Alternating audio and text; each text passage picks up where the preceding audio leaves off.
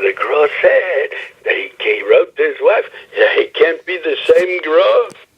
He can't be the same girl he was in Vilna. What do we understand what he was in Vilna? We have a musag, we have an idea of what he was in Vilna, and what more can he ask from himself?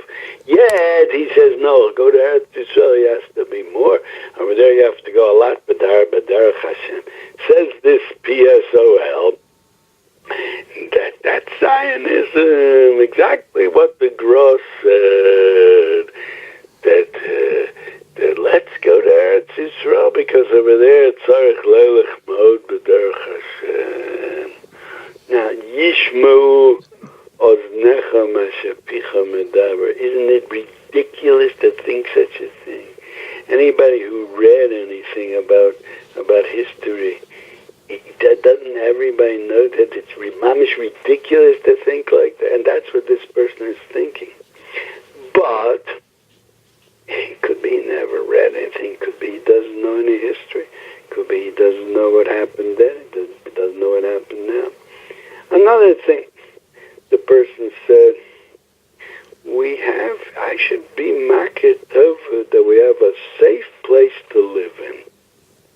I think he said those words, I should have a koras hatov, and it seems the person knows how to use Hebrew words. He knows how to say a koras hatov. And interesting what kind of naive American this is.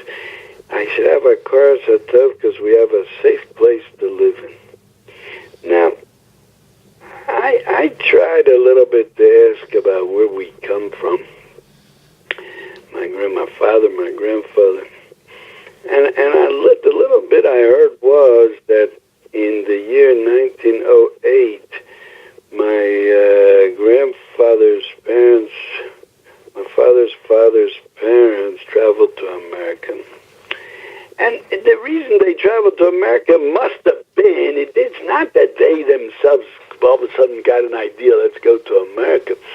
They probably was a ruach like that. There must have been an influence like that. People said, in America it'll be better. And it was definitely a hard life in Lithuania where they came from. And they thought they'll go to America, it'll be a better life. And they were probably right. Now,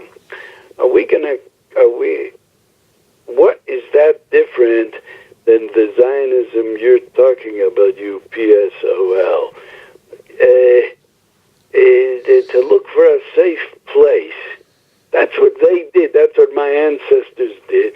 They looked for a safe place, and they landed in Baltimore, and that's why my accent is different than New Yorkers, maybe. And they settled in Baltimore, and they lived. It was a safe place. What was not safe about it? I never heard that they got into any trouble, any more than over here. And they made a living, and that's where we come from, and that's where every American Jew has that story. No, nothing new about what I'm saying over here. That everybody came from Russia and Europe, and it was a hard life, and then they moved to America to find a safe place. So what's that different than Zionism? Is that movement? There was definitely a movement of moving to America. It didn't have a name. Zionism had a name, and moving to America didn't have a name. But there were definitely hundreds of thousands of Yidden that moved from Russia and Europe to America. So they went to find a safe place, right? Or to make money, which also means safety, means security. So what's that different than Zionism? So you'll say it's the same thing, Elowad, because they made a safe place. Zionists made a safe place. They created it. And over here, the movement of going to America didn't make a safe place. The American Goy made America be a safe place. So is that the difference? Okay, so let's think a little bit. They were in Europe, there were pogroms, it was hard to live there. They said, let's make Israel a safe place. Now, is it really a safe place? Yeah, I feel it's a safe place over here. And I definitely have a koras hatov to the army and the police, yeah, that they made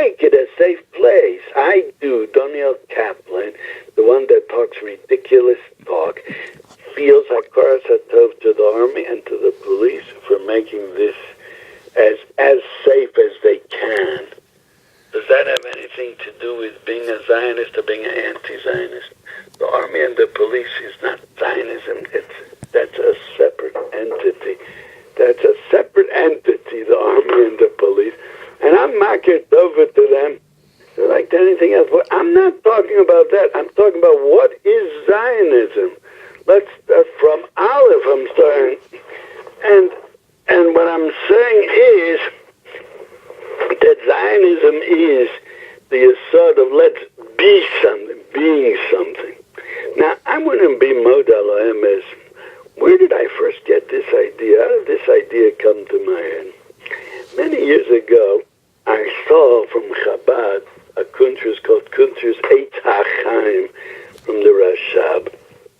And he, in the Akdama of it, they printed letters that he wrote, or questions and answers that he wrote about Zionism. And strangely enough, in the new edition of the Kuntras Eitz HaChaim, I don't find it. It's not there. And the old one, I don't have. But what he said over there, the Rashab, was exactly this idea. He said Zionism means being something, having an entity, just like all the nations of the world. Being, in the language of Chabad, you call it being a yesh. That's what he said. We have to be something. How do you be something? By having a medina and having a state. How do you have a state? So that I'm adding that you need a police, you need an army, you need protection because you're separate. But what's the shorish in the nefesh, the feeling from where it stems? This whole idea is we have to be something. Now, I'm going to go say over these words from the Rashab to the world. They're not going to understand it. It's too abstract to just say it over like that. You have to bring it down to simple language that even PSOL should understand. How do you bring it down to simple language? Rabbi Kaplan, what? Can you send out your guest to a different room, perhaps? He's in a different room. Close the door. Do something there. It's disturbing. What's he doing? It's disturbing the audio. What audio? What we're recording. So what about? Tell him to be quiet. He's quiet. Don't make an issue out of every little thing. So. It's for Dorot. So, where was I on? So, all right, talk a little more quiet. So, what was I saying? So I was saying that the Rashab said that Zionism means to have an entity. So I'm saying, but you can't just say over such abstract language to PSOL and the rest of the world that those that have time to watch the Tzig, you can't just say over abstract words like that. You have to bring it down to more concrete and more clear and dramatize it. So this is how I'm explaining the Rashab, and this is definitely the explanation of his words. To be something and to take Hashem and throw him out of the picture. That's called being just like the Frenchman is a Frenchman, and the German is a German, and the Italian is an Italian, so we're an Israeli. If Hashem will be in the picture, so who are we? We're Avdei Hashem, we're buckled to Him. So what kind of entity do we have? And this is the omek of the whole idea of Shalosh Shavuos that some people like to talk about all the time. There's such a thing as Shalosh Shavuos, not to be, and I'm not going into detail, I'm not going into arichas now about what it is, but the idea of the Shalosh Shavuos, not to be murdered against the goyim, and not to come up there, the kids are not to be murdered boomas, let's say. So the whole idea of it is, you're in Golus, try not to live with Hashem. In Golus, the only way to exist in Golus is living with Hashem. You don't have a place, You're a novanod. You're without a place, without a home. But Hashem, He's your home. He's the one that you're going with. And if you live like that, then you'll have the gula afterwards. Then you'll have a place also. And it could be maybe that it comes from the chet of Avodah Zarah that was in Bais Rishon. And the chet of Sinas Chinim that in Bais Sheni. So Hashem understood, Hashem understood that we can't have our own place because we're going to continue making an Avodah Zarah out of Umiyut, which means nationalism. And we're not big enough, we're not under Madrigin, the goal is to be able to have a place and not make an Avodah Zarah out of the place. So Shalosh Shavuos tells us, you don't be something. Be kigolo aleimo, like a baby that sucks from his mother. We're nothing. All we have is Hashem. That's the kind of life we have to lead in the goals. Later on we'll go out. But I'm not going into talking about, were they over on the Shalosh Shavuos? Were they not over? And that's not my subject right now. But I'm explaining, you see, this idea. And that Zionism means we're going to be an entity. We're going to be a something. Just like all the other Goyim are. And Hashem should stay out of the picture. And that idea I got from the Rashab. Now, you're going to tell me, have a karasatov to the army, that they protect you. I do have a karasatov to the army that protects me. Now that I'm here, and now that we have a Medina, and I take money from the Medina, yeah. And now that we need protection from an army, and I'm thankful to the soldiers, the Kedoshim, that are Moshe Nefesh to protect me. What does one have to do with the other, you PSOL, that you don't know how to analyze? If you live in that world of internet, so all you have is the air, you're sending messages through the air. The air is full of shadim and ruchos, and it's metame, you're seichel, and I don't have that. I don't have an internet. I'm not in that world.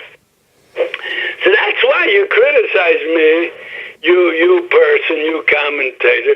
You criticize me. Where's my Akaras HaTov? What does that have to do with Zionism? We're already holding after that idea that the Rashab said about being a yesh, produced a state, and now that we have a state, we have to protect it against enemies. What does one thing have to do with the other?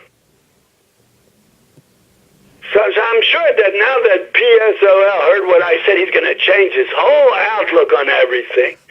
And he's going to write back a comment saying, Rabbi Kaplan, you're right. I guess I should really just change my opinion on the whole subject. But I know it's ridiculous to think that that's what's going to happen. And really, I don't know why I'm even bothering to give this whole talk over here. But meanwhile, it's just giving me the good feeling that I didn't keep quiet and I answered. Anyway, every Bardas understands that this is what Zionism is. But I want to just bring out a few more points. This is what you said, you PSOL said, that this is a safe place to live in. From when on did the Zionists care about Jewish life? From when on? Do you know anything? Do you know any stories? And don't ask me where does it say and where did I read it and where did I hear it from. I'm just going to say it, and if you don't like it, it's too bad. Do you know that when Rav Michal Ber Weissmandel sent out to the world to send money, that with money we could save Jews, the Zionists didn't want to hear of it. And you know those, I don't have to explain and go into the whole thing. Rabbi Kaplan, we'll take another break now. Thank you.